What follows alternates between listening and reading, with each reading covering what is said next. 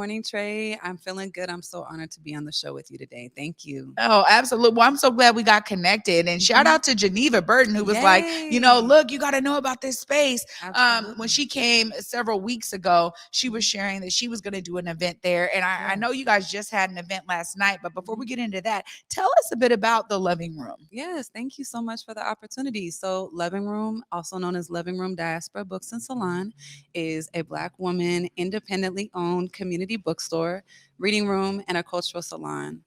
So, we have a variety of books for readers, Black readers of all ages, Black authored books. I say about 98, 99% Black author books. Yes, that is the goal, to really center our literature and our narratives. We have children's literature, books for young adults, and then, of course, fiction and nonfiction across a variety of genres for adults as well.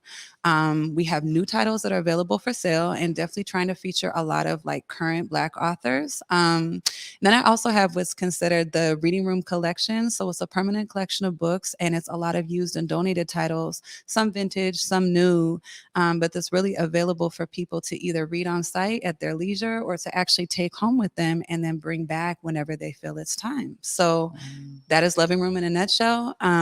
We're also, like you mentioned, a community event space. So it is available for private bookings. I have sliding scale pricing to really be able to make it accessible to the community. But it's an activated space. And I guess the thing that stands out is that, for me, I think about literature as just a vehicle. And it's one way that we can come to an experience of healing as Black people and in collective. Yeah, I Mhm. mean, I'm getting goosebumps just Mm. hearing you talk about it because it's so necessary. And what I love is that we need a wide variety of spaces to really Yes. just be. And that's what I've heard about Loving Room. I've Mhm. heard that, this is a space where people really feel welcome. They understand that it's like a space where they're learning too, Yes. because a lot of your book collection Mhm. there is speaking to, like you said, all ages. Yes. It's speaking to our culture, and it provides, I think, when you hear 98 to 99% Listen. of Black authors in one Right. space, I Mhm. mean, for Black people, we go there and we go, oh, it's like, let me take a breath. Like I've been Exactly. waiting to exhale Exactly. in all these other spaces You that already aren't built for know. me. But Yes. Loving Room is very intentional about that. I want to Mm. hear about the beginning of this story for you, Mm. in terms of going on this journey to open Loving Room for all of us to be able to Mhm. appreciate and explore. Thank you so much for that question. So, the vision for Loving Room is actually quite long. It dates back to over a decade at this point. It took me quite some time to really, I think, build up the confidence and the courage to say that this is something that not only can I do, but that I have permission to do. Some of us, we're a little reluctant when it comes to these passion projects. So, I started thinking about Loving Room, I want to say back 2012, 2013. At the time, I was working at Garfield High School, and I was at Garfield for a little over 5, almost 6 years, in 2 different roles. I was working with ELL students as a bilingual instructional assistant, and also working with the Black Student Union at Garfield. So if y'all remember when things were off and popping 2013, 2014 with the BSU, that was the time that I was there. And so Loving Room was a product of both. On the one hand, my personal passion for books. I feel like I'm a lifelong reader. I just love books, and I especially love Black author books because it speaks truth to our experiences, both as on the individual level and as a collective in a historic sense. And I feel like it's been very nurturing and healing for me. So that's something I really wanted to share. At the time that I was working with Garfield, I was having conversations with students and also witnessing things in the classroom that really had me thinking about, what does it mean for us to experience our literature in a way that's affirming and centers our humanity and our dignity, and especially thinking about our young people. And I've talked about this, in some of the places where I've had the opportunity to talk about Loving Room. Is it was always shocking to me, working at Garfield or being at, say, Douglas Truth, places where like Black youth would frequent, to see people getting kicked out of the library. And that was just a common thing of like Black youth being in the library, but maybe they're being too loud according to, educators. And so they're being confronted. Do you have a pass? Who sent you here? Why are you here? And in my mind, I'm thinking, these young people are in a library. Can we just pause for a minute and think about all the other things that they could be doing? They're in a library, they're socializing, they're with their friends.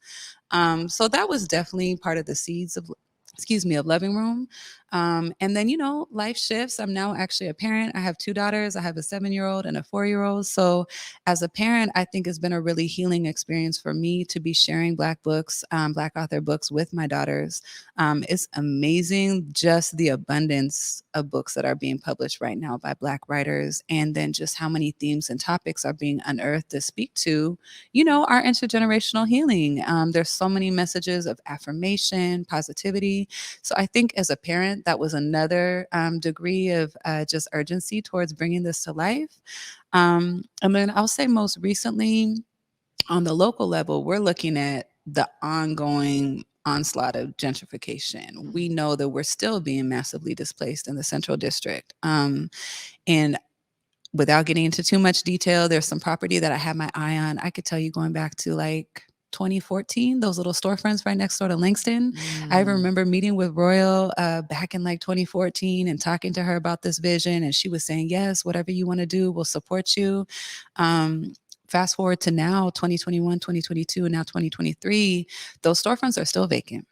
They're still not in use. They're still right next door to Langston. They could be activated, but they're not available for folks to rent. And I found that out this last year. The current owners had been looking for tenants and then kind of did a 180 and decided that they weren't going to make it available. And so I think because that was my dream spot, I had my eyes on it for so long. Like once the bubble burst, it was like, okay, so what is Loving Room? If it's not this location that you've been imagining for so long, what is it?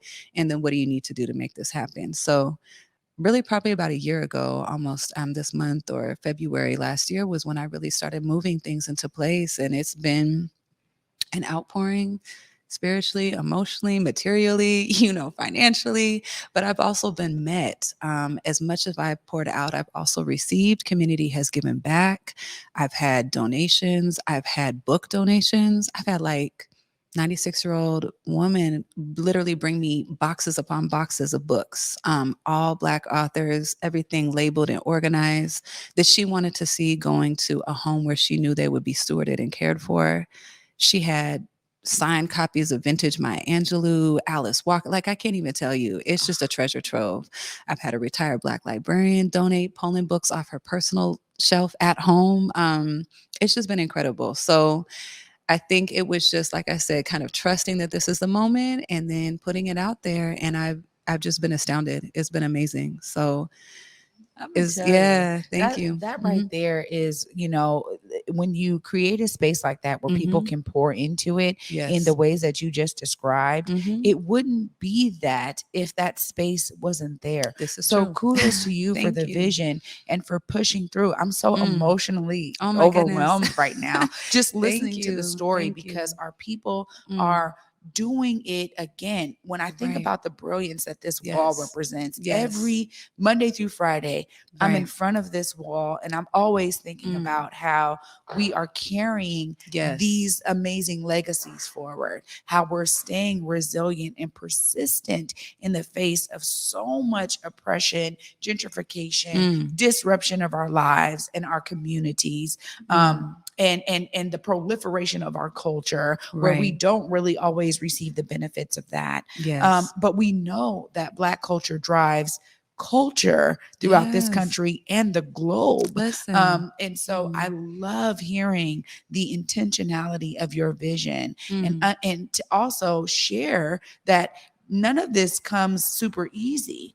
These are things that we have to press for, and Mhm. these are opportunities when we understand the value of what we're bringing to our community. It's on us to see Yes. it through. So kudos to Mm. you, Kristina, Thank because you. honestly, without you doing that, Mm. the connectivity that you just described, and Mhm. I know that will continue on Right. as people hear this story today, Mhm. that is because you created that space. And I'm so glad that you were able Mm. to find another storefront in the Central Listen. District, right? Because it's like No. only right that it's there. Mhm. But Exactly. you have an amazing space, and honestly, Mm.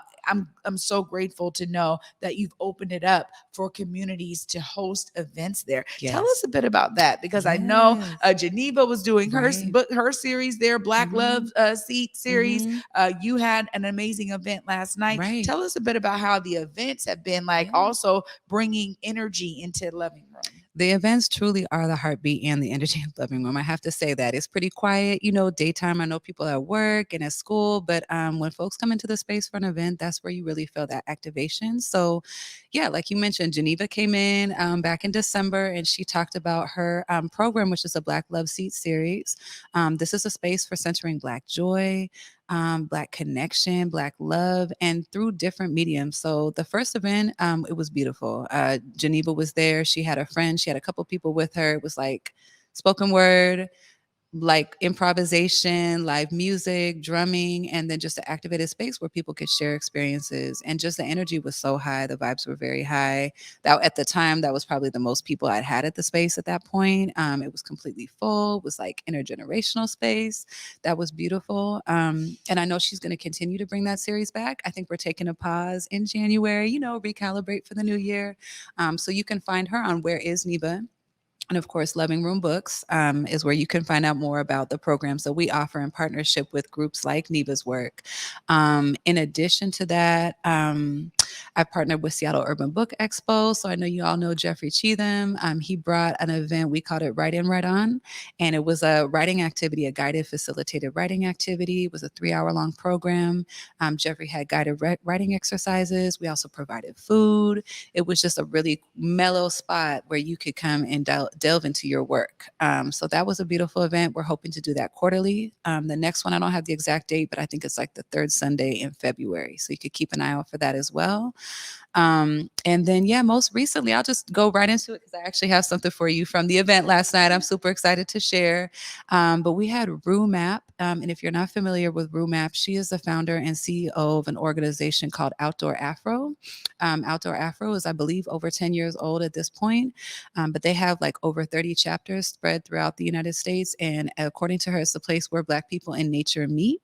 So it's really about celebrating like a reclamation of our relationship to the land as Black people, a healed connection to the land, being able to experience the outdoors, hiking, fishing, all of these different things that, for very many reasons, we don't always gravitate to immediately. There's, real questions about safety and, how do we be outside and be safe? But she's created a community. It's like a digital platform through her blog that she started with Outdoor Afro. And now it's just this like thousands deep community. I think she had like over 91,000 people on her Instagram, and I realized the level of her impact. And she was here in Seattle and has a new book out. I'll go ahead and show the book because I have a copy for you right here, Trae.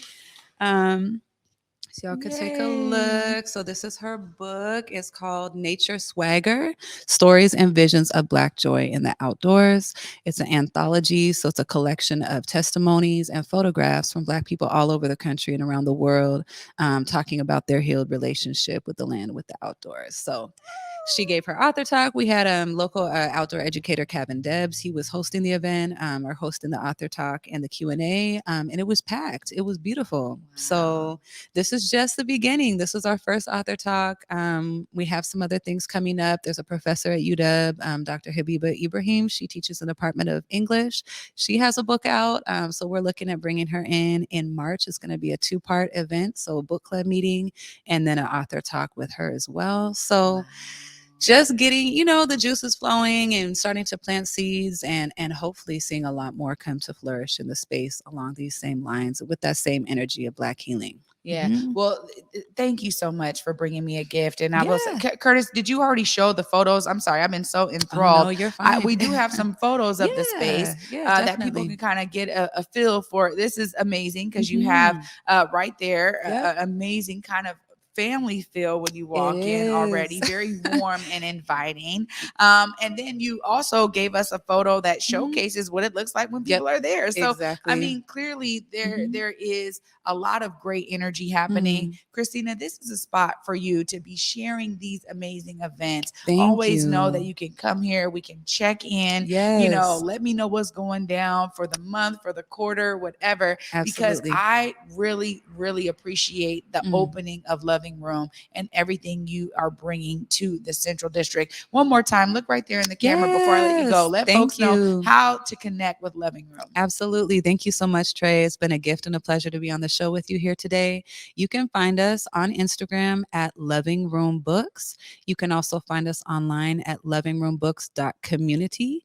And then as our physical address, we are on the corner of 20th and Union in the Central District, and the address is 1400 20th Avenue. So we're just on the north side of Union, right in the heart of the Central District. So thank you, Trae. I appreciate you. This has been a gift. And I'm looking forward to the ongoing conversations. I know we have some things bubbling too, as far as some programs that are coming into the space. So I'm really excited to get those details in place and then to be able to share that with the community. Absolutely. Appreciate you. Thank you. Appreciate you. Yeah. Oh my gosh, I could talk